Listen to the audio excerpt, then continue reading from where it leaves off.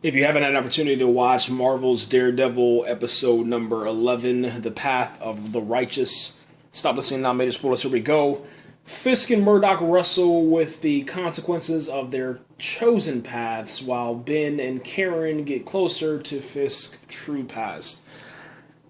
This one, my gosh, man, I really don't even know what to say, man, besides, like, that ending was absolutely fucking insane, okay? If you are a fan of Daredevil, man, I think that you picking up on where they're coming from, from the Frank Miller inspiration, all the way until The Man Without Fear. I mean, just you can keep going on and on and on as far as how much inspiration that they're getting from these comic books, man. But, you really feel the characters of Daredevil, man. They're coming to life. They're right here on the small screen, but it feels like a big screen sort of event, man. Let's go ahead and pick up at the end. So Vanessa, she is actually in the coma, waiting to either come back to life or die. Whatever or however that situation plays out is going to, I guess you can say, change Kingpin or change Fisk into Kingpin. Okay, so we might see Wilson, transform into Kingpin on episode number 13 called Daredevil, which I'm hoping that's the one that's going to happen because the episode number 12, which is the next episode, is called The Ones We Leave Behind. And I'm wondering if we're going to be leaving behind Vanessa and then now Wesley, because Wesley died at the end of the episode. And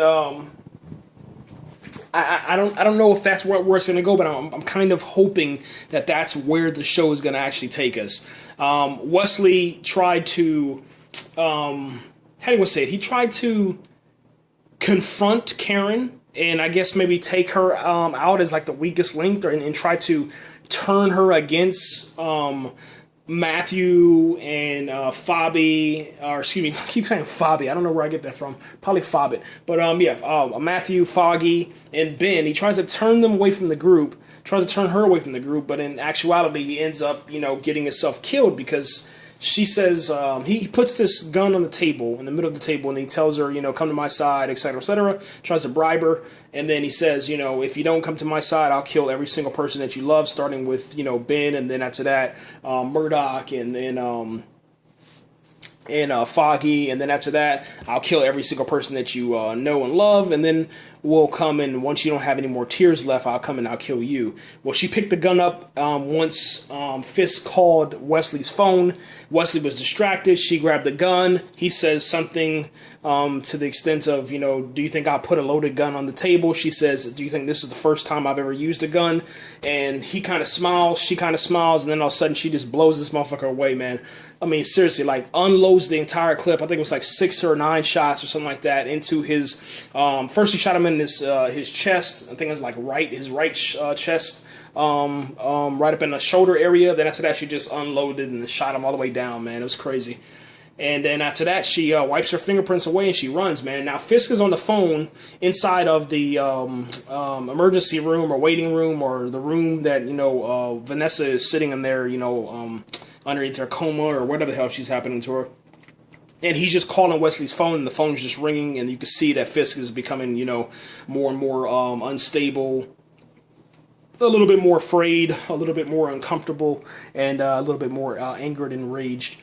Now, you have Foggy and Matt. They are not speaking right now. Matt has not told Ben or Karen what's going on. The only person that knows is Claire, and Claire returned. She returned, which was kind of cool to see Rosario Dawson again. I mean, that's definitely, like, I think a bonus point or a bonus item, to have inside of your show. I mean, she's absolutely fucking stunning, and you love when she's on the show. But she came on the show, she patched up Murdock, and then she says that she's taking off for a little bit. So maybe she's taking off to go over to, Jessica Jones, or maybe Luke Cage, or wherever else she's going to be heading to. I don't know, but she's going to be off the show, I guess, from now on. If she shows up again, I'll be very surprised if she shows up in episode 12 and 13 after they just said that she's going to be gone. She's taking a little trip or vacation. And then they kind of address the situation between, Claire and Maddie, and, them being a possible item, which is kind of strange, like I said, because I don't see the connection. I mean, yeah, he saved your life. I don't think you're gonna fall for the guy, and if you do, I think it's just fucking weird. You shouldn't do that, but whatever. That's just how Marvel is. But the way that they are doing it is a lot better than what CW has been doing with their soap opera drama, man. It has nothing to do with soap opera. It's just, am I going to beat them guts up tonight? No, you're not going to beat these guts up ever again. And then that's it. It's over. It's not Oliver, no. They don't care about all that stuff. They get to from point A to point B. It's done. It's over within like a minute or 2 minutes, man. Not, over 9,000 seasons, They don't care about all that in Marvel. So I do appreciate that. Let me see. There's a guy on Fisk's team, which I don't trust anymore, and that's the old dude.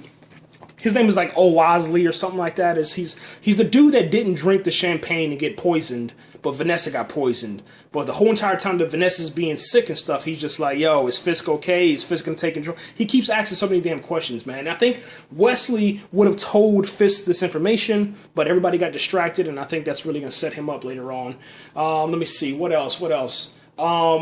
Karen and Ben, they went over and they talked to Kingpin's mother, and now Wesley knew about that, but he didn't tell Kingpin that Ben and Karen went to the mother's house. Now, I don't know if the mother's going to remember that in order to tell, her son, because she only has certain good days and a lot of bad days, so we'll see what happens with that.